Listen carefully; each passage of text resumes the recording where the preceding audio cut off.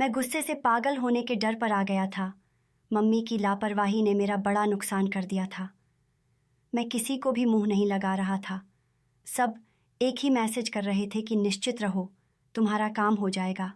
लेकिन इन लोगों को मालूम नहीं था मेरा दूसरे शहर जाना कितना नुकसानदेह होता है। मैं क्या बोलता, बस खामोशी से ट्रेन में बैठ गया था। घर वाले स्टेशन छोड़ने आए थे, मगर मैंने किसी की तरफ भी देखना ज़रूरी नहीं समझा था।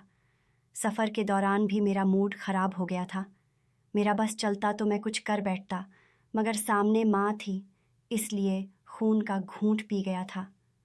अभी हमारी ट्रेन को चले कुछ ही देर हुई थी कि न जाने क्यों मुझे अजीब सी कैफियत महसूस होने लगी थी। ऐसा लगता था जैसे आज कुछ होने वाला है, लेकिन क्या, यह बात मुझे मालूम नहीं थी। हवा चलने के बावजूद मेरे माथे पर पसीने आ रहे थे। दिल धड़क धड़क कर पागल होने के करीब आ गया था।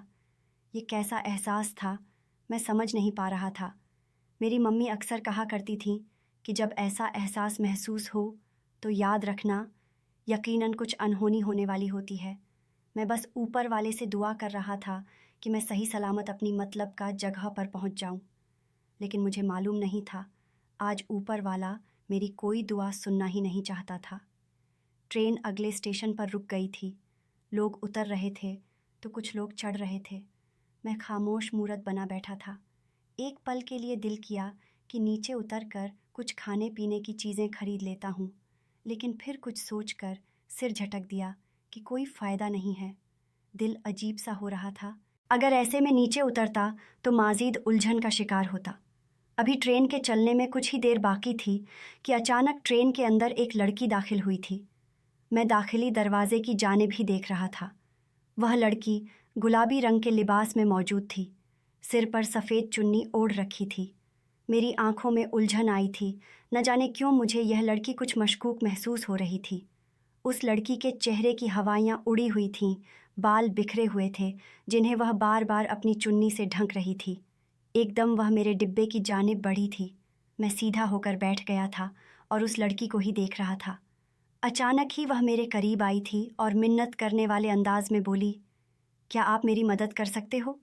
ऊपर वाला आपकी बहुत मदद करेगा। मैं बहुत तकलीफ़ में हूँ। मेरा साथ दे दो। कुछ लड़के मेरे पीछे लगे हुए हैं। बस आप थोड़ी देर के लिए यह नाटक कर लो कि मैं आपकी पत्नी हूँ। किसी काम के सिलसिले में बाहर गई थी। मुझे उस औरत की बात थोड़ी अजीब लगी थी, लेकिन वह बहुत परेशान नज़र आ रही थी। वह एक बार फिर मेरे आगे हाथ जोड़ते हुए बोली थी, क्या मुझे आप उनके चंगुल से बचा सकते हो? मैं ऊपर वाले से आपके लिए बहुत दुआ करूँगी। ऊपर वाला आपकी खैर करेगा। जैसा मैंने सोचा था वैसा हो चुका था। वह लड़की मुझे देखते ही परेशान लगी थी और मेरे सोचने के बिल्कुल ठीक मुताबिक उसने मेरे पास आकर मसला ही बयान किया था। मैं उसकी जानिब देखते हुए बोला, आप निश्चिंत हो जाओ।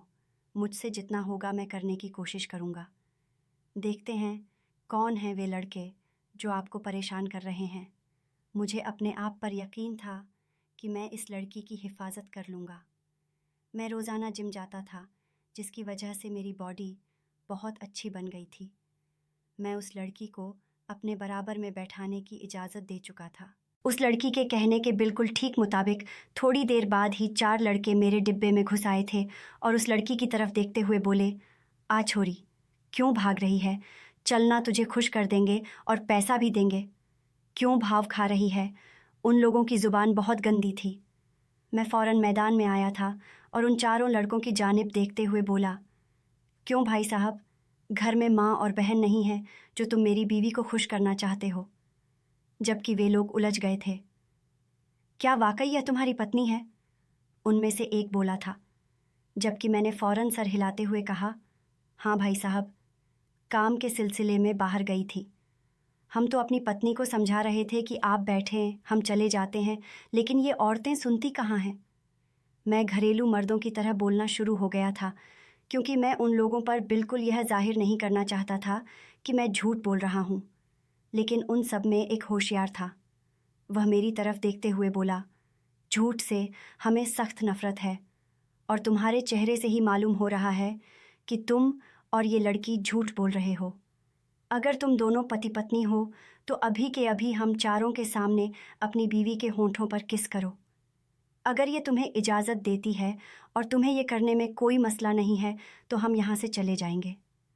लेकिन अगर तुमने इसे किस नहीं किया और ये तुम्हारी पत्नी नहीं हुई तो ये फिर हमारा शिकार है, और तुम अगर बीच में आए तो हम तुम्हारी टांगें तुमसे जुदा कर देंगे। तुम कृष्णा भाई को अभी जानते? वो यहाँ के डॉन हैं और हम उनके कारिंदे हैं। जबकि मैं अब अजीब कैफियत से गुज़र रहा था। मैंने उस लड़की की जानिब देखा तो उसकी आंखों में आंसू थे और इल्तिजा थी कि मैं उसका साथ दे दूं। लेकिन मैं ऐसा नहीं कर सकता था। मैं पहले ही मंगनीशुदा था और जल्द शादी होने वाली थी। क्या मैं अपनी होने वाली बीवी को धोखा दे देता? हमारे परिवार में इस चीज़ को बहुत गलत समझा जाता था। मैं उस लड़की को देखते हुए इशारे में मना करने लगा, जबकि वह लड़की अपनी जगह से खड़े होते हुए बोली थी, हम यह सब अपने कमरे में करते हैं। यह हम दोनों का पर्सनल काम है, हम किसी के सामने नहीं कर सकते। अगर तुम चारों अभी के अभी यहाँ से नहीं गए तो हम दोनों पति पत्नी शोर मचा देंगे, फिर जनता तुम लोगों को मारेगी।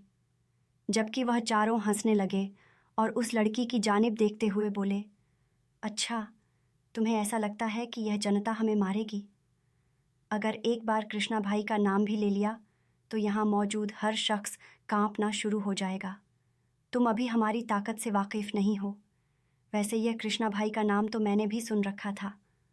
बहुत से लोग कहते थे कि कृष्णा भाई इंसान को ख़त्म करने में वक्त नहीं लगाते। मैं तो बेवजह ही इन सब झमेलों में फंस जाता। जबकि वह लड़की डर रही थी और मेरी तरफ देखते हुए बोली, सुनिए जी, हम एक किस कर लेते हैं, वरना बात बढ़ जाएगी। उसकी आंखें मुसलसल मिन्नत कर रही थीं। एक पल के लिए मैंने सोचा था, और जब अंधे कुएं में छलांग लगा ही दी थी तो फिर यह करने में भी क्या ही हर्ज था। पत्नी का दर्जा तो मैंने उसे अनजान लड़की को दे ही चुका था, तो चलो एक किसी सही। ये सोचकर मैंने अपने कदम उस लड़की की जानिब बढ़ाए थे। उसकी गर्दन पर हाथ रखा था। उसकी आंखें झुकी हुई थीं, जबकि मैं उस महिला का खूबसूरत चेहरा देख रहा था। मैंने अपने होंठ उसके होंठों के करीब कर लिए थे और आंखें बंद कर चुका था। मैं पहली बार इतने करीब किसी लड़की के आया था और मेरा दिल धड़क धड़क कर पागल होने के करीब आ चुका था। ऐसा लगता था जैसे अभी बाहर आ जाएगा। मैंने आज से पहले कभी ऐसा काम नहीं किया था, इसलिए मुझे घबराहट हद से ज़्यादा हो रही थी। और उस लड़की ने अचानक आगे बढ़कर मेरे होंठों को एक लम्हे के लिए छुआ था और फिर पीछे हो गई थी, जबकि यह लम्हा मेरे लिए ऐसा था जैसे मैं हवा में हूँ। मेरे जिस्म का रोआं रोआं कांप उठा था। ऐसा लगता था जैसे जिस्म में किसी ने करंट छोड़ दिया हो। लड़की पीछे होने लगी थी, जबकि वे चारों खुश होकर चिल्लाने लगे।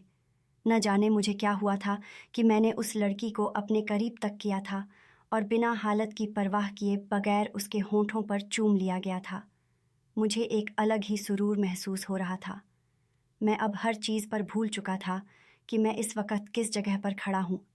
यह लड़की मेरी क्या लगती है? बस अभी मैं भरपूर मज़ा लेना चाहता था, लेकिन मुझे मालूम ही नहीं था कि मेरे लिए यह मज़ा एक सज़ा बनने वाली थी। वे लोग यह देखकर चले गए थे, जबकि उनके जाते ही वह लड़की मुझसे झटके से दूर हुई थी और मुझे एक नज़र देखकर दूसरे डिब्बे में जाकर बैठ गई थी। लेकिन मुझे मालूम ही नहीं था कि अब क्या होने वाला है। उस लड़की ने ना मेरा थैंक यू किया और ना ही मुझे कोई इनाम दिया था। मैं अब अजीब सी शर्मिंदगी में घिरने लगा था। मुझे यह नहीं करना चाहिए था। बार बार मेरा दिल और दिमाग एक ही बात घूम रहे थे और मैं उलझन का शिकार था। मेरी आंखों के सामने मुसलसल मेरी मंगेतर अंजलि का चेहरा आ रहा था। वह लड़की मुझसे बहुत मोहब्बत करती थी, हमेशा मेरे नाम का दम भरती थी। कई बार मैं उसे झिड़क देता था। मुझे उससे कोई दिल लगाव नहीं था, मगर वह हर बार मेरे पास आती थी, मुझसे मिन्नत करती थी। लेकिन मैं अपनी ज़िंदगी अपनी मर्ज़ी के मुताबिक गुजारना चाहता था। वक्त गुजरने लगा था। मैं अपनी जगह पहुंच गया था। अपना काम वगैरह निपटा कर मैं 3 दिन बाद जब घर आया तो घर में एक अलग कोहराम मचा हुआ था। मेरे चाचा पापा के सामने गुस्से से मुंह फुलाकर बैठे हुए थे। मम्मी भी बहुत परेशान नज़र आ रही थीं। मैंने कंधे उचकाए थे। ये चाचा कोई और नहीं बल्कि मेरी मंगेतर के पापा थे। मैंने बुलंद आवाज़ में सबको सलाम किया था और अंदर की तरफ बढ़ गया था, जबकि मेरा बाप पीछे से चिल्लाया था, करण, इधर आओ। उनकी आवाज़ में गुस्से की झलक थी। एक पल के लिए मैं घबरा गया था। वही लम्हा मेरी आंखों के सामने आया था जब मैंने उस अनजान लड़की को किस किया था। मैं 2 दिन उस बात को ही सोचे जा रहा था। मैंने पलटकर पापा को देखा तो वह मुझे देखते हुए गुस्से से बोले, कहाँ से और क्या करके आ रहे हो? सब तुम्हारे बारे में खबर आ गई है। तुम्हें शर्म नहीं आई एक अनजान लड़की को चूमते हुए? उन्होंने बिना सोचे समझे सबके सामने यह बात कही थी। हम कोई मॉडर्न घराने से ताल्लुक़ नहीं रखते थे, बल्कि एक मिडिल क्लास फैमिली से मैं बिलोंग करता था। मैं पापा की जानिब देखते हुए बोला, आप मेरी बात सुने। मैं आपको हर चीज़ डिटेल में बताता हूँ। दरअसल मैं माजिद कुछ कहता, उससे पहले ही मेरे चाचा अपनी जगह से खड़े हुए थे और मेरी तरफ देखते हुए गुस्से से बोले, तुम क्या समझते हो? तुम झूठी झूठी कहानी हमें सुना दोगे और हम यकीन कर लेंगे? तुमने हमारा भरोसा तोड़ दिया है करण। अब तुम्हारी शादी हमारी बेटी अंजलि से नहीं हो सकती। हम एक ऐसे लड़के के साथ अपनी बेटी की शादी नहीं कर सकते जो दूसरी लड़कियों को चूमता हो। हम शरीफ घराने से ताल्लुक़ रखते हैं, जबकि मेरा बस नहीं चल रहा था कि मैं उनके मुंह पर यह कह दूं कि मुझे भी आपकी बेटी में कोई दिलचस्पी नहीं है। मैं भी आप लोगों से कोई रिश्ता नहीं रखना चाहता, मगर सिर्फ़ और सिर्फ पापा की वजह से खामोश था। उन्होंने अचानक अंगूठी जो उनके हाथ में थी वो पापा की तरफ बढ़ाई थी और उनको देखते हुए बोले थे, माफ़ करना भाई साहब, लेकिन हम इस लड़का से अपनी लड़की नहीं ब्याह सकते। ये कहते ही उन्होंने हाथ जोड़े थे और हमारे घर से चले गए थे। मैं ये सब कुछ हैरान निगाहों से देख रहा था। इतनी छोटी सी बात पर उन्होंने रिश्ता तोड़ दिया था। हालांकि रिश्ता तो बचपन से तय था, फिर यह सब तमाशा क्यों? मेरा बाप मेरी जानिब देखते हुए बोला, सुकून मिल गया होगा अब तुम्हें। जाओ, जो मर्जी है करते रहो। अब हम तुम्हारे लिए कोई लड़की नहीं ढूंढेंगे। जिस मर्जी से तुम्हें शादी करनी है कर लो। पूरी बिरादरी में हमारा नाम खराब करवा दिया। दफ़ा हो जाओ करण। ये कहते ही वह अपने कमरे की तरफ बढ़ गए थे, जबकि न जाने क्यों मुझे दिल ही दिल में खुशी हो रही थी, क्योंकि मैं अंजलि को बिल्कुल पसंद नहीं करता था। हमेशा ही मुझे उस लड़की से अजीब चिढ़ रहती थी। ऐसी बात नहीं थी कि वह देखने में बुरी थी, लेकिन मुझे उसका चिपकना, बात बात पर रोना, हक जमाना, इन सब चीज़ों से चिढ़ होती थी। मैंने अपनी माँ की तरफ देखा तो वह भी आंसू भरी निगाहों से कभी पापा के कमरे की जानिब देख रही थी तो कभी मुझे। मैं खुद ही उनकी तरफ बढ़ा था और उन्हें खुशी से गले लगाते हुए बोला था, इतना ज़्यादा इस बारे में सोचने की ज़रूरत नहीं है, और जिस लड़की को मैंने किस किया था वह आपकी बहू भी नहीं है। दरअसल मामला कुछ ऐसा था कि मैं एक मुसीबत में फंस गया था। अगर मैं उस लड़की को किस नहीं करता तो कृष्णा भाई नामी शख्स मुझे कच्चा चबा जाता। अपनी जान बचाने के लिए मुझे यह करना पड़ा था, लेकिन ये बेवकूफ़ लोग बात सुने तो मैं समझाऊं। खैर मम्मी, मुझे भूख लगी है, खाना लगाई। मुझे जिससे सफाई देनी थी मैंने दे दी थी और अपने कमरे की तरफ बढ़ गया था। वक्त गुजरने लगा था। अम्मी ने चाचा और पापा दोनों को सब चीज़ों के बारे में बता दिया था और उन दोनों की अकल भी ठिकाने पर आ गई थी। लेकिन मैं अब मुकर गया था। मैंने साफ कह दिया था, मैं ऐसे घर में शादी नहीं कर सकता जहाँ पर जमाई की इतनी भी इज्जत न हो कि उसकी बात सुनी न जाए। मेरे चाचा ने मेरे आगे हाथ तक जोड़े थे, लेकिन मैं हमेशा से ज़िद्दी रहा था। उनका हाथ जोड़ना भी मेरे सामने कोई मायने नहीं रखता था। वक्त गुजर रहा था और चाचा रोज़ बाबा से रिश्ते की बात करते थे और मैं बिल्कुल इनकार कर चुका था कि मैं मर जाऊंगा, लेकिन अब शादी नहीं करूंगा। मुझे अफसोस इस बात का था कि ना मेरी बात सुनी, ना मुझे मौका दिया, बस फैसला सुना दिया। अगर आज वह यह कर सकते थे तो बाद में तो उससे ज़्यादा भी वह बहुत कुछ कर सकते थे। इसलिए मैं अभी ही मामला एक तरफ कर चुका था। वक्त गुजरता जा रहा था। रिश्ता टूटने के बाद चाचा ने भी अंजलि के लिए लड़का ढूंढना शुरू कर दिया था। तकरीबन 7 महीने बाद उसकी शादी भी कर दी थी और मैं उस दिन बहुत खुश हुआ था। मैंने अपने दोस्तों के साथ पार्टी की थी। वाकई अगर आपकी नापसंदीदा औरत की शादी हो जाए तो आपको खुशी होती है। यही हाल मेरा था। लेकिन जब मैं पार्टी करके वापस आ रहा था तो अचानक मेरी नज़र कोने में खड़ी एक लड़की पर गई थी। वह बहुत रो रही थी। मैं हैरान हुआ। मेरे दोस्त अपने घर चले गए थे। मैं कुछ सोचकर उस लड़की की तरफ बढ़ा था। मुझे लगा शायद यह परेशानी में है, लेकिन जब मैं करीब गया और मैंने उसका चेहरा देखा तो मेरा पूरा वजूद सुन्न हो गया था, क्योंकि यह लड़की कोई और नहीं बल्कि ट्रेन वाली वही महिला थी जिसको मैंने किस किया था।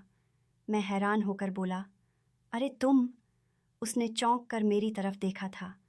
मेरे चेहरे पर मुस्कान थी, जबकि वह मुझे देखते हुए रोने लगी। मैं उसके करीब हो गया था। मेरा दिल एक बार फिर धड़कने लगा था। उस लड़की को अपने सामने देख मैं बहकना शुरू हो गया था। वह मेरी तरफ देखते हुए परेशान लहजे में बोली, घर पर मेरी मम्मी बीमार हैं, मुझे दवाई लेने जाना है, लेकिन कोई भी गाड़ी नहीं आ रही। मैं क्या करूं? मुझे कुछ समझ नहीं आ रहा। मैं इस वक्त बाइक पर था। मैंने कुछ सोचकर उसको लिफ्ट दे दी। वह भी फ़ौरन मेरे पीछे बैठ गई थी। शायद वह वाकई बहुत परेशान थी।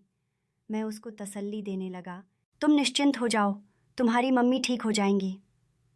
मेरे माथे पर पसीने आ रहे थे। दिल बेलगाम घोड़े की तरह दौड़े जा रहा था, जबकि वह लड़की एक ही बात बोल रही थी, अगर मम्मी को कुछ हो गया तो मेरा क्या होगा? उनके अलावा तो मेरा इस दुनिया में कोई नहीं है। जबकि मैं उसे दिलासा देते हुए बोला, परेशान क्यों होती हो? ऊपर वाला बेहतर करेगा। तुम्हारा नाम क्या है? वाह, फ़ौरन बोली, मेरा नाम अनामिका है। प्लीज़ आप गाड़ी थोड़ी तेज़ चलाएं। मुझे यह नाम दिल से पसंद आया था। मैं फ़ौरन की गाड़ी एक मेडिकल स्टोर पर ले गया था। वहाँ पर उसने दवाई खरीदी थी और मेरे ही साथ बैठकर घर आई थी।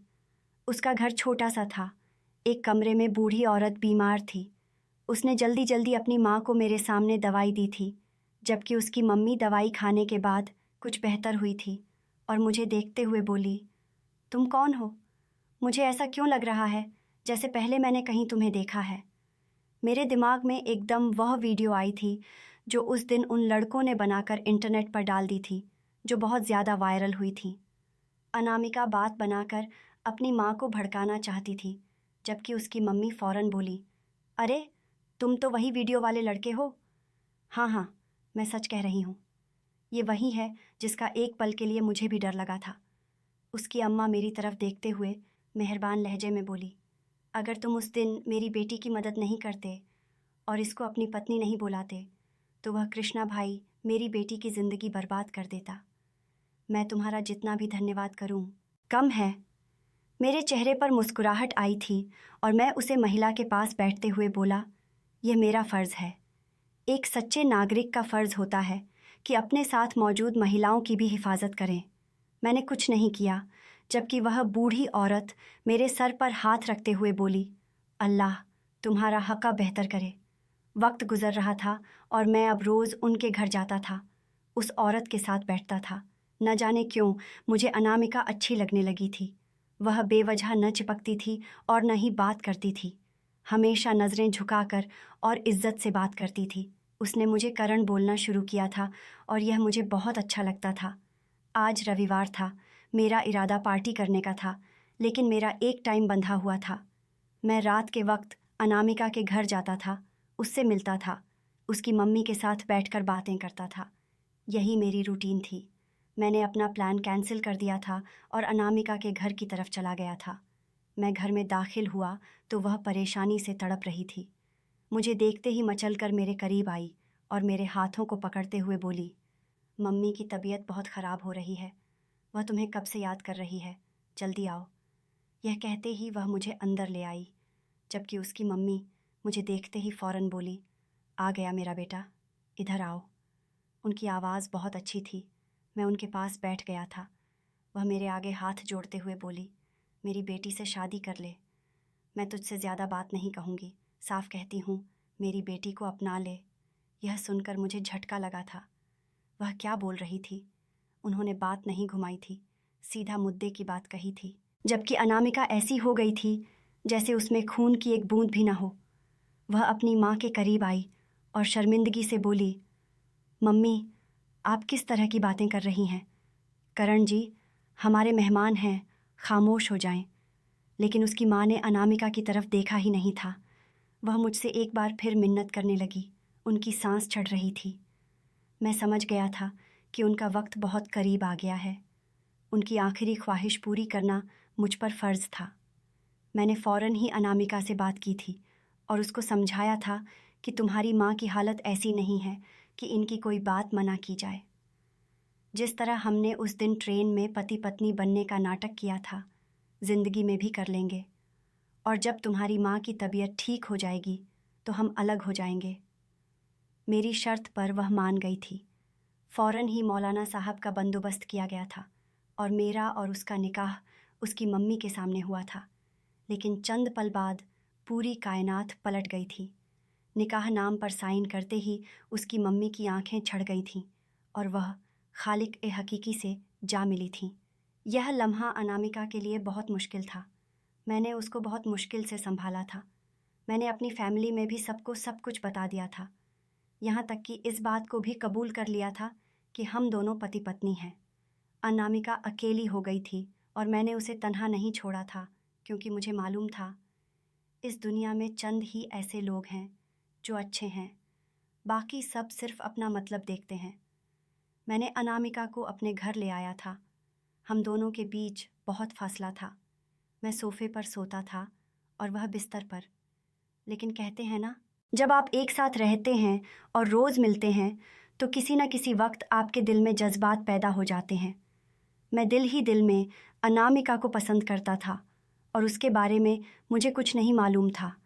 लेकिन जब वक्त गुज़रा, मैंने अपना हक़ इस्तेमाल करना शुरू कर दिया था और अनामिका ने भी अपने कदम पीछे नहीं लिए थे। उसे एक परिवार मिल गया था, रहने के लिए छत मिल गई थी और पति का नाम मिल गया था। वह इसमें ही खुश थी। मैं उसके साथ रहने लगा तो मुझे मालूम हुआ था कि वह लड़की बहुत मुश्किलों का सामना कर चुकी है। बचपन से ही वह अपनी बूढ़ी माँ के साथ रहती है और नौकरी करके अपनी माँ की दवाइयों का खर्च निकालती है। बाप बचपन में ही मर गया था। उस दिन वह काम के सिलसिले में दूसरे शहर गई थी, लेकिन वापसी में उसके पीछे वह गुंडे लग गए थे। तभी उसने मेरा सहारा लिया था और FIR। उसे और मुझे मालूम ही नहीं था कि यह सहारा सारी ज़िंदगी का हो जाएगा। मैं अब अनामिका के साथ एक बहुत खुशहाल ज़िंदगी गुजार रहा हूँ। मैं बहुत खुश नसीब हूँ जो मेरी ज़िंदगी में अनामिका जैसी लड़की आई है। दोस्तों, उम्मीद करती हूँ आपको हमारी कहानी पसंद आई होगी। कहानी पसंद आई है तो वीडियो को लाइक करें। चैनल पर नए हैं तो चैनल को सब्सक्राइब करें और हाँ, नोटिफिकेशन बेल को ज़रूर दबाएं ताकि अगली अपडेट सबसे पहले आपको मिले।